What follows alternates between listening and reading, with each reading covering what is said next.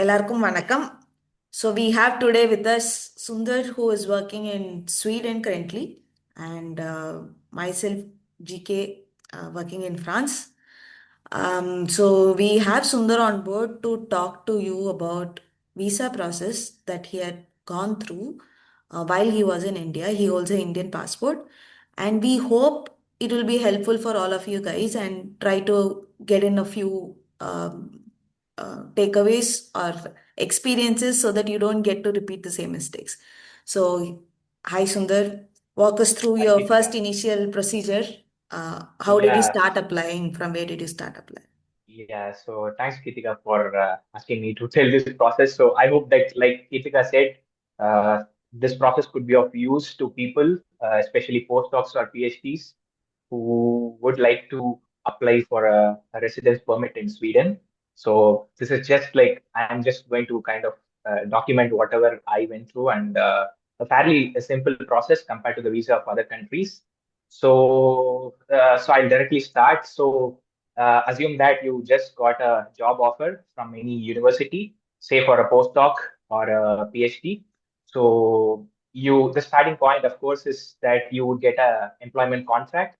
So in my case, I got a proof of employment first from my university, and then after the proof of employment, there was something called as a hosting agreement, which the university sends you and also asks you to sign. So basically, the hosting agreement would contain details about your employment, how much would be your salary, what would be the specific division in which you're going to work at your university or your institution, and who's your point of contact at the university. So basic details like this. So that would be a starting point. So after you get your proof of employment or your hosting agreement, the next point would be to apply for a residence permit in Sweden. So the agency which gives the residence permit or the work permit in Sweden is called as the Swedish Migration Agency, also called as Migrations Worket. Correct me if I'm wrong, because I'm not good with this Swedish spelling. So it is called as Migration Worket. So that is the agency which gives you the residence permit. So what you have to do is that the application is completely online. So you can create an account for yourself at the Swedish Migration Agency's website, and basically you put in an application for your residence or work permit. And So all in these my are case, done by yourself, not the. yeah, yeah. So that's a good question. So we have two options to do that. Either you can do it yourself. It's a fairly simple process. But in my case, my university had a third party called as a relocation partner who would help us in doing these things. So in such cases, instead of you creating your account and putting in an application for a work permit, it would be the third party which would create an account, and on behalf of you, they would file the work permit application. So both of them can be done, and it is fairly simple. And in my case, as I said, the third party did it. And what you do is you submit an application for a work permit, and the documents required for the work permit, it is again very simple. They don't ask for many documents. In my case, I had to fill up a form uh, to the third party, and that contains basic information such as your personal details, your passport details, your local residential address, say in your home country, and then where you're going to work and things like that. And in this case, along with that personal information which you fill, these important supporting documents which the migration agency requires are only a few. First and foremost is your passport copy, a photocopy or a soft copy of your passport. And the second important document is your hosting agreement, which contains all the information about your job. So these are the two important and almost sufficient documents that are required to file a work permit application. And I So think you will get all these details of procedures along with your employment contract sent out email by the HR team. And how do you get this? Yeah. In general, the university or the institution which offers you the job, they would guide you through this process. Uh, in my case, I got the information from them, so that's how I got it. And So you attach these two documents, the passport copy, the hosting agreement, and then you fill up the basic information and you submit your work permit application. So that is the application part. Very simple. You do this. What you get afterwards is a control number. So the migration agency, once you fill this application, it allows you to take a printout of whatever you have submitted. You will get an acknowledgement email. Alongside, you will get a control number, which is basically the So number you this number basically you can. get, even if a third party files it for you, you get it Yes. in your email Yes, yeah. So if directly. you apply, you get it directly. If the third party applies, they would be doing it on your behalf, and later they would send you the application which they filed, a PDF of what they filed, along with the control number. Okay. So once this is done, it means now the migration agency in Sweden uh, has received your application, and now uh, it could take anywhere between 2 weeks, sometimes 2 to 3 weeks, for the migration agency to take up your case. So you have now submitted, but for your case to be taken up for review, it might take 2 to 3 weeks. So this And is an average time that they yeah, spend, but other yeah. than this, if you are having any Christmas holidays or something, then they won't take up. There might be a delay because of. Yeah, there might be a delay in case there are some holidays coming up or a holiday season coming up, but generally they don't take much time. So in my case, it took exactly 2 weeks after I submitted my work permit application for them to take up my application. And another important thing is that as soon as you apply uh, online for this work permit application, you would also sometimes get an option to do a digital passport check. And in 2 weeks, I got a mail back from the Swedish migration agency saying that my case is up for review now. And what they would now want you to do before they take any decision on your work permit application is that they would ask you to get your passport checked, and also they would ask you to give or submit your biometrics and photograph. So this is the next step even before they enter into a decision making phase.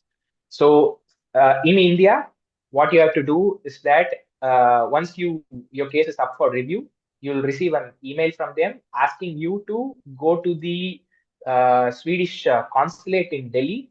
So in India, Delhi is the only place where this process can be done. So you'll be asked to schedule a visit to the Delhi embassy for getting your passport physically checked, as well as to submit your biometrics alongside the photograph. So this is the next So process. one important distinction that here we have to make is that the applications are processed in the Swedish embassy back at their country, Yeah, which is yeah, Sweden, yes, whereas the processes that are required at your home country will be done at the embassy operating at your country.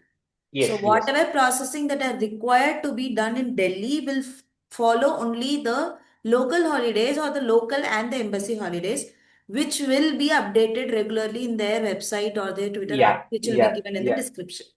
So Yeah, that's that's an one. important point. Yeah, so I'll tell you a mistake which I made. So once you receive an email from the Swedish migration agency asking you to visit your country's embassy for a passport check and also to submit the biometrics, the next point you have to do is you have to check your own embassy's working days and operation, and also to see if your embassy allows for a direct walk-in appointment, or do you have to make a prayer appointment? That is an important distinction because in India, currently, I did this process in 2025, somewhere at the end.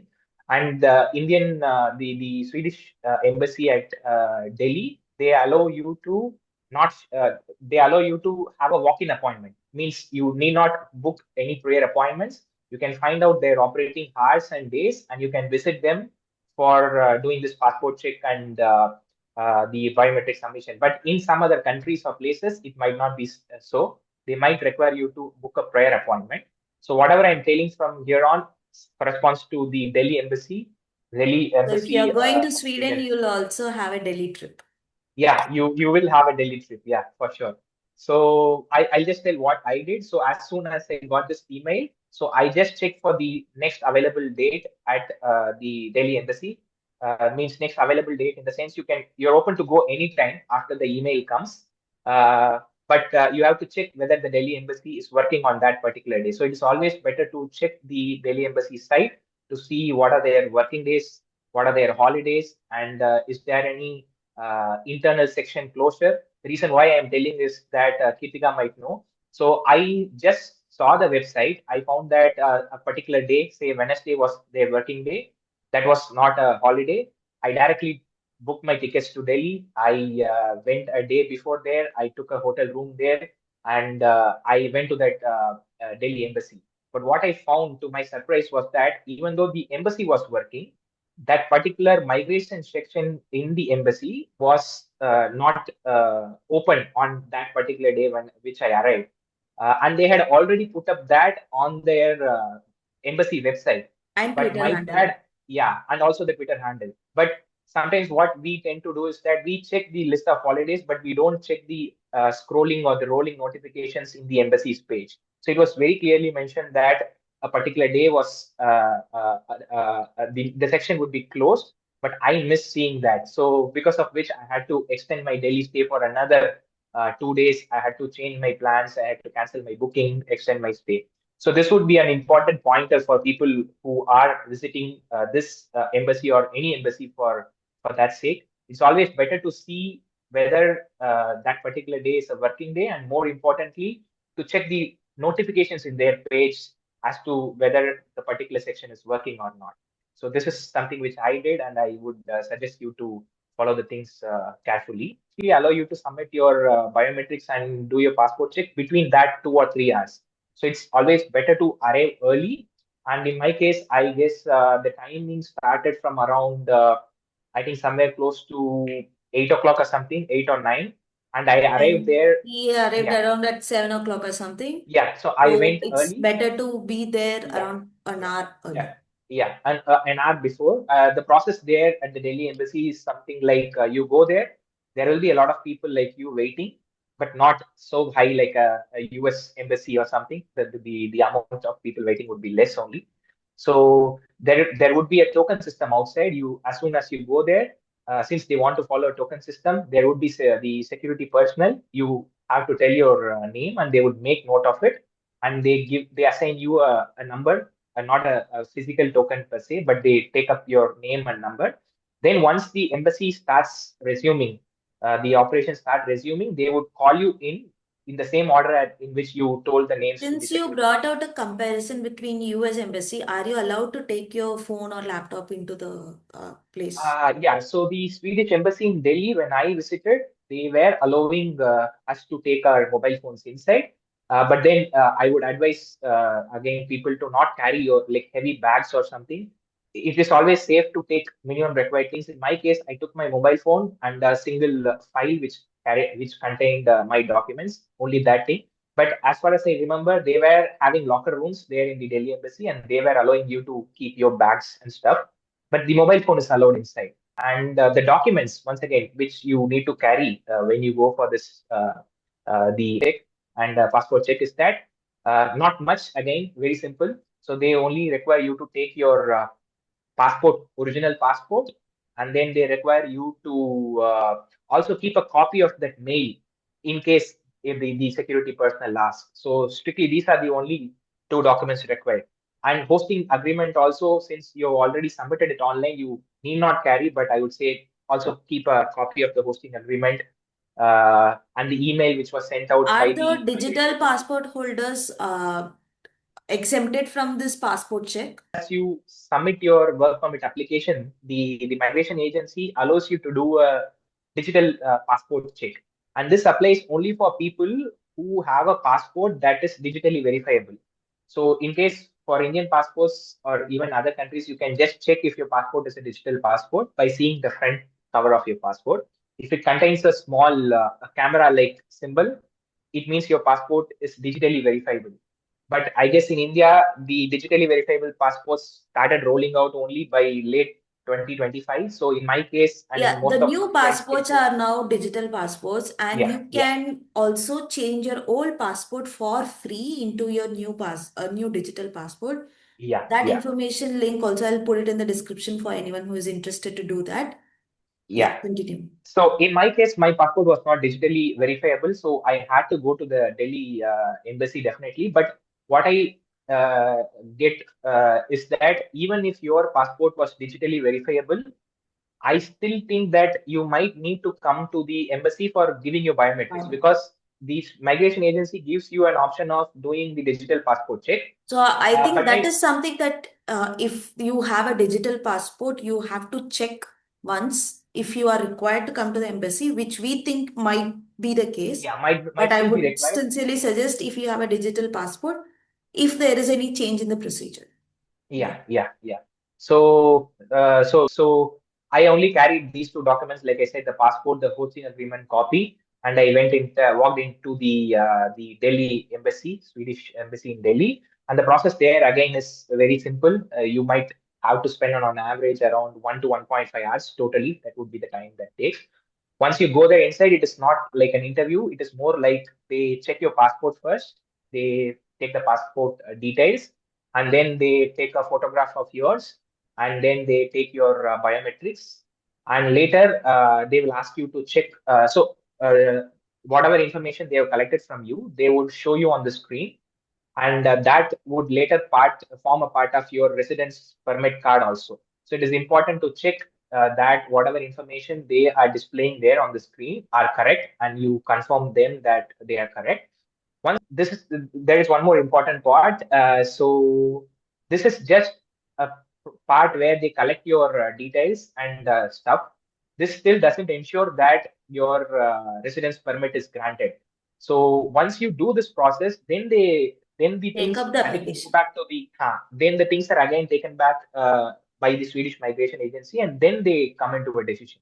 And how But long then for that decision to come after yeah, this process is so done? after your passport, this process is done. It takes around, in my case, it took around 7 days to 10 days to get the decision saying that your residence permit application is accepted. And from that point onwards, it takes another easily 2 weeks for the card, the residence permit card, to be printed. I must say here that the residence permit card generally is printed in Sweden, and then it has to be shipped from Sweden to your Indian embassy. So that is quite the time-taking process here. So I would say And after then this is another thing which you need to tell at the time when you visit the Delhi embassy. So once they collect your biometrics and do the passport check, they also ask you the address where your residence permit has to be shipped from Sweden to India.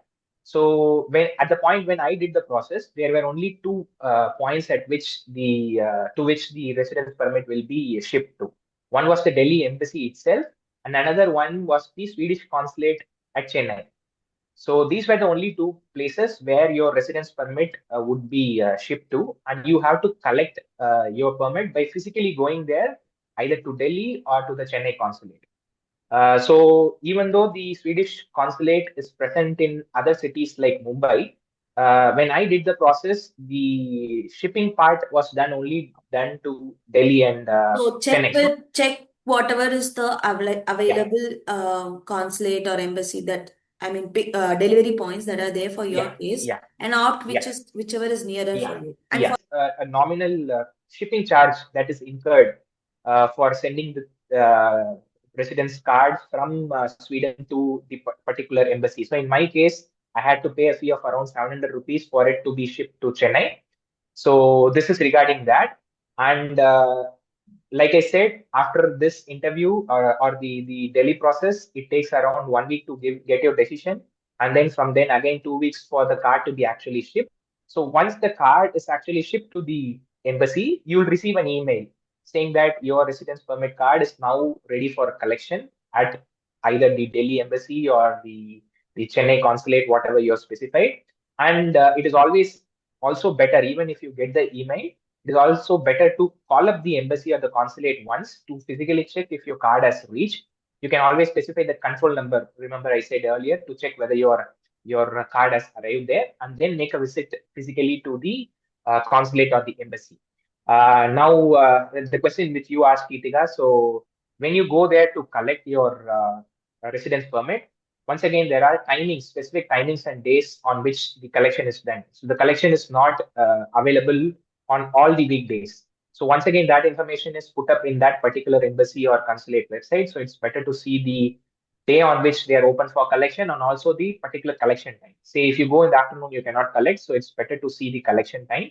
And once you go there, you just have to take your original passport again, because that is a document which they need for verifying that it is actually you who has applied for it and you have come for collection. So you need to take your passport, and that's the only document you require to collect the And can you nominate medical. someone to collect on your behalf? Yeah, that's a good option which is available. So if you are not able to collect it by yourself, they give you an option of authorizing someone else on your behalf to collect the residence card. So you can either specify this during your Delhi interview itself, or even if you are not able to do that, later you can send an email to them and you can authorize someone to collect it. So I didn't do that, but I guess that you can always tell that during the Delhi interview, and also later you can write an email to them and ask that particular authorized person to carry that authorization letter and also his own passport or a government ID with him to collect.